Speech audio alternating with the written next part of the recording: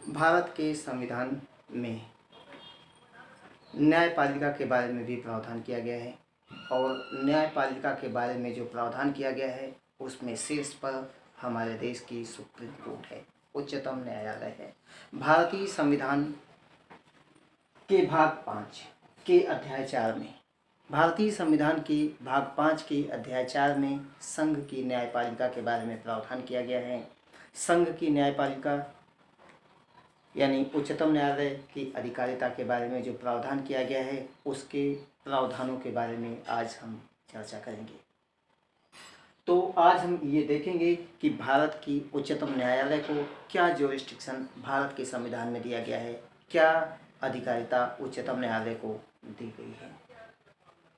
इसको हम point wise देखेंगे, किन किन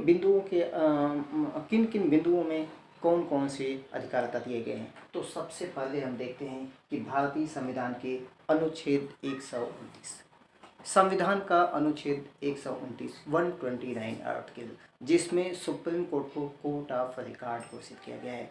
सुप्रीम कोर्ट को अभिलेख न्यायालय घोषित किया गया है। अभिलेख न्यायालय क्या होता है, इसके बारे में मैं थोड़ा सा संक्षेप में यह बताना चाहूँगा कि जो न्यायालय अभिलेख न्यायालय होता है उसके रिकॉर्ड, उसकी कार्रवाइयों का रिकॉर्ड, उसके निर्णय सुरक्षित रखे जाते हैं और अधीनस्थ न्यायालयों के लिए वह पूर्व निर्णय प्रेसिडेंट के रूप में अधीनस्थ न्यायालयों के समक्ष प्रस्तुत किए जाते हैं। तो भारतीय संविधान के अनुच्छेद 129 में, आर्टिकल 129 में उच्चतम न्यायालय को, माननीय सुप्रीम कोर्ट को अभिलेख न्यायालय घोषित किया गया है। अभिलेख न्यायालय की एक और विशेषता होती है, अभिलेख न्यायालय अपने अवमान के लिए दंड देने की क्षमता भी रखता है। तो ये अनुच्छेद 129 में उच्चतम न्यायालय को अभिलेख न्यायालय की अधिकारिता दी गई है। अगला पॉइंट, दूसरी अधिकारिता उच्चतम न्यायालय को अपीली अधिकारिता के बारे में दी गई है। अपीली अधिकारिता अनुच्छेद 131, संविधान का अनुच्छेद 131, इसमें उच्चतम न्यायालय को ओरिजिनल ज्यूरिस्डिक्शन, प्रारंभिक अधिकारिता के बारे में प्रावधान किया गया है। और अनुच्छेद 32 जो भाग 3 का एक महत्वपूर्ण अनुच्छेद है, अनुच्छेद 32 में मूल अधिकारों का उल्लंघन होने पर सीधे उच्चतम न्यायालय में सुनवाई का अधिकार हर पीड़ित व्यक्ति को दिया गया है। तो अनुच्छेद 32 में ओरिजिनल ज्यूरिस्डिक्शन है, आरंभिक अधिकारिता है, और अनुच्छेद 131 में है। अनुच्छेद 131 में जो ओरिजिनल ज्यूरिस्डिक्शन, अनुच्छेद 131 में जो आरंभिक अधिकारिता माननीय उच्चतम न्यायालय को, सुप्रीम कोर्ट को दी गई है, वो किन विषयों के बारे में है या किन लोगों के बीच में जो विवाद होता है उसके विषय में आरंभिक अधिकारिता दी गई है। तो उसमें मेन 3 लोग होते हैं। पहला, एक और केंद्र सरकार और दूसरी ओर कुछ राज्य या सभी राज्य, या दूसरा, एक और केंद्र सरकार और कुछ राज्य और दूसरी ओर दूसरे राज्य, और तीसरा 2 राज्यों के बीच जब कभी विवाद होता है तो उस मामले में उच्चतम न्यायालय को आरंभिक अधिकारिता की शक्ति दी गई है। लेकिन अनुच्छेद 131 में एक छोटा सा प्रावधान है कि इस तरह के विवाद में कोई ऐसा प्रश्न अंतर्निहित होना चाहिए जिस पर किसी विधिक अधिकार का अस्तित्व या विस्तार निर्भर हो। तो ये है अनुच्छेद 131 जो सुप्रीम कोर्ट को ओरिजिनल ज्यूरिस्डिक्शन देता है। दूसरा, अगला, अपीली अधिकारिता। उच्चतम न्यायालय को अपीली अधिकारिता भी दी गई है, जिसमें वह अनुच्छेद 132, 133 और 134 के माध्यम से अनुच्छेदों के द्वारा अपीली अधिकारिता का प्रयोग करता है। तो हम सबसे पहले देखते हैं अनुच्छेद 132। अनुच्छेद 132 के मामले में उच्चतम न्यायालय अपीली अधिकारिता का प्रयोग करते हुए संवैधानिक मामलों में अपील को सुनता है। अनुच्छेद 132 में यह प्रावधान है कि किसी भी उच्च न्यायालय की सिविल, दांडिक या अन्य कार्रवाई में दिए गए किसी निर्णय, डिक्री या अंतिम आदेश की अपील उच्चतम न्यायालय में होगी यदि वह उच्च न्यायालय अनुच्छेद 134 क में यह प्रमाणित कर देता है कि उस मामले में संविधान के निर्वचन के बारे में विधि का कोई सारवान प्रश्न अंतर्निहित है।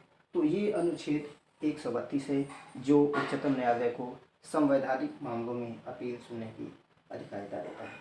इसके बाद है अनुच्छेद 133 सिविल मामलों में उच्चतम न्यायालय की अपीलीय अधिकारिता। तो अनुच्छेद 133 के बारे में जो प्रावधान किया गया है उसके बारे में यह बताया गया है कि किसी उच्च न्यायालय की सिविल कार्रवाई में दिए गए किसी निर्णय, डिक्री या अंतिम आदेश की अपील उच्चतम न्यायालय में होगी यदि उच्च न्यायालय अनुच्छेद 133 का के अधीन प्रमाणित कर देता है कि उस मामले में विधि का कोई सारवान प्रश्न अंतर्निहित है और उच्च न्यायालय की राय में उस प्रश्न का उच्चतम न्यायालय द्वारा विनिश्चय किया जाना आवश्यक है। तो ये है अनुच्छेद 133 जो सिविल मामलों में उच्चतम न्यायालय को अपीलीय अधिकारिता देता है। इसके बाद है दांडिक मामलों में उच्चतम न्यायालय की अपीलीय अधिकारिता।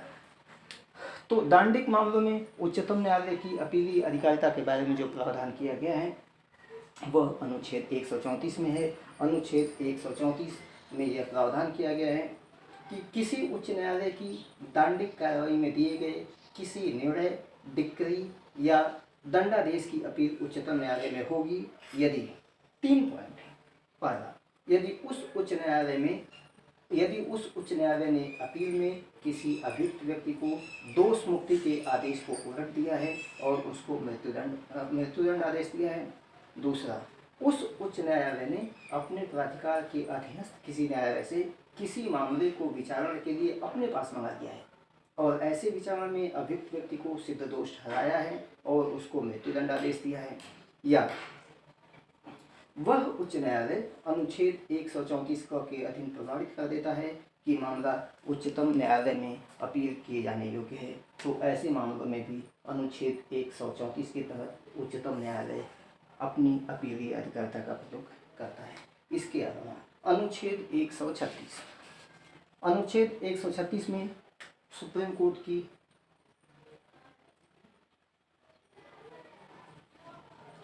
अनुच्छेद 136 स्पेशल लीव पिटीशन विशेष अनुमति याचिका यानी उच्चतम न्यायालय की इजाज़त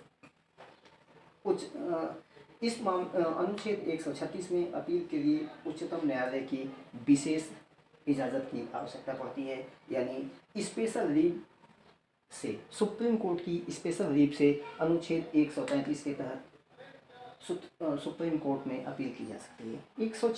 136 आर्टिकल 136 में ये प्रावधान है कि उच्चतम न्यायालय अपने विवेकानुसार, इस चीज़ को 136 में समझना बेहद जरूरी है कि ये सुप्रीम कोर्ट का इस अपील के संबंध में एक डिस्क्रेशन है, विवेकाधिकार है। सुप्रीम कोर्ट की इजाज़त से, विशेष इजाज़त से इन मामलों में अपील की जा सकती है। तो 136 की भाषा समझना बेहद आवश्यक है। यानी उच्चतम न्यायालय अपने विवेकानुसार भारत के राज्य क्षेत्र में किसी न्यायालय या अधिकरण द्वारा इस मामले में, केवल न्यायालय नहीं, न्यायालय या अधिकरण द्वारा किसी वाद या मामले में पारित किए गए या दिए गए किसी निर्णय, डिक्री, अवधारण, दंडादेश या आदेश की अपील के लिए विशेष इजाज़त दे सकता है। तो ये अनुच्छेद 136 है जो माननीय उच्चतम न्यायालय किसी भी न्यायालय या अधिकरण से अपीलें सीधे सुन सकता है। इसमें केवल हाई कोर्ट होना आवश्यक नहीं है। इस अनुच्छेद 136 का एक छोटा सा अपवाद है जो अनुच्छेद 136 के दूसरे खंड में दिया गया है, जो यह बताता है कि उच्चतम न्यायालय सशस्त्र बलों से संबंधित किसी विधि द्वारा अगर कोई निर्णय, अवधारण, दंडादेश या आदेश पारित किया गया है तो उसको यह लागू नहीं होगी। तो ये है उच्चतम न्यायालय की अपीलीय अधिकारिता। अनुच्छेद 132 में संवैधानिक मामलों में अपील, अनुच्छेद 133 में सिविल मामलों में अपील, अनुच्छेद 134 में दांडिक मामलों में अपील और अनुच्छेद 136 विशेष इजाज़त से उच्चतम न्यायालय में अपील। इसके अलावा अनुच्छेद 134A है जिसमें उच्चतम न्यायालय में अपील के लिए उच्च न्यायालय द्वारा प्रमाण पत्र दिया जाता है। अगला, उच्चतम न्यायालय की परामर्शदात्री अधिकारिता, यानी अनुच्छेद 143, उच्चतम न्यायालय से परामर्श करने की राष्ट्रपति की शक्ति। कनाडा के संविधान में भी वहाँ के राष्ट्रपति को उच्चतम न्यायालय से परामर्श करने की शक्ति दी गई है, और अनुच्छेद 143 में भारत के राष्ट्रपति को उच्चतम न्यायालय से परामर्श करने, कंसल्ट करने की शक्ति दी गई है। तो अनुच्छेद 143 हम देखते हैं, जो राष्ट्रपति इस अनुच्छेद के अंतर्गत उच्चतम न्यायालय से परामर्श करता है। अनुच्छेद 143 में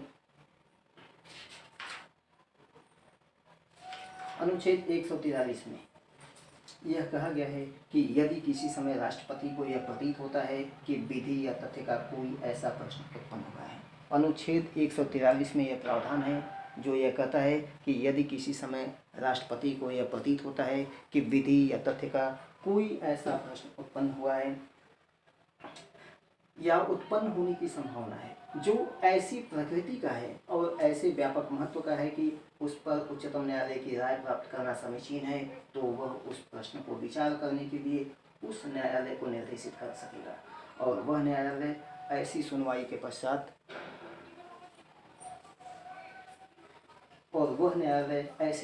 पश्चात जो वह ठीक समझे राष्ट्रपति को उस पर अपनी राय प्रतिवेदित कर सकेगा। तो ये है अनुच्छेद 143, जिसमें उच्चतम न्यायालय से कंसल्ट करने की राष्ट्रपति को शक्ति दी गई है।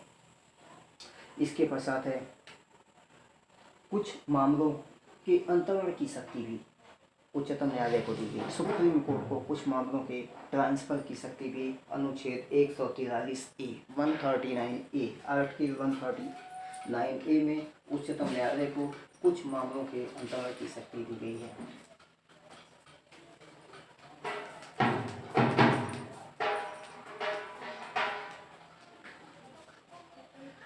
कुछ और प्रावधान देख लेते हैं। अनुच्छेद